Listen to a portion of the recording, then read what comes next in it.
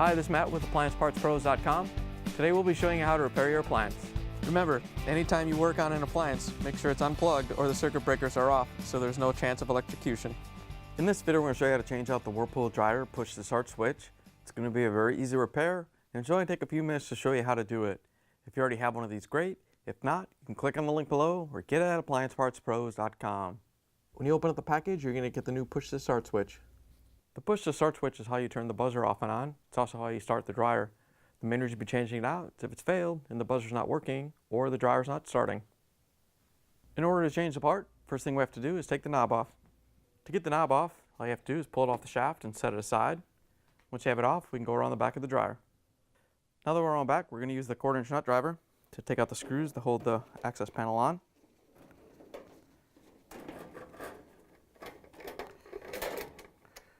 Once you have the screws out, you can pull the panel off and set it aside. Now that we have the panel off, we have access to the push to start switch. It's located here on the left-hand side of the control panel in the back. We're just going to use a small flathead screwdriver to help take the wires off. Sometimes they're on there a little tight. We're going to take the ones with the blue wires off first. And then we can do the single brown wire. Once you have the wires off, we're going to release this little tab right here that locks it into the control panel. Just going to get behind it with a small flathead screwdriver to release the tab. And you can turn the switch to release it. Once you have it free, you can pull it off the dryer. Here's the old push to start switch next to the new one. If you already have one of these, great. If not, you can get it at AppliancePartsPros.com. To put the new switch in, we're just going to line it up with the hole in the console and lift it up into place. Once you have it in there, you can turn it and lock it in. We can reattach the wires. First, we're going to put the brown wire on. It goes on that terminal there.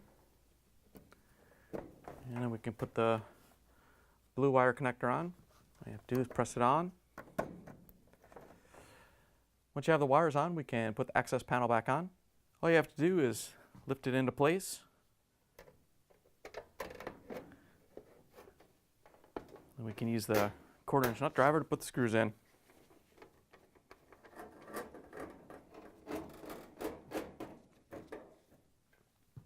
Once you have the screws in, we can go around to the front of the dryer. To put the knob on, all you have to do is line up the flat on the knob in the shaft and push it on. Once you have it on, you can plug the dryer back in and take it for a spin. Thanks for joining us for another successful repair brought to you by AppliancePartsPros.com. Check out our other repair videos on our site, Facebook, and YouTube.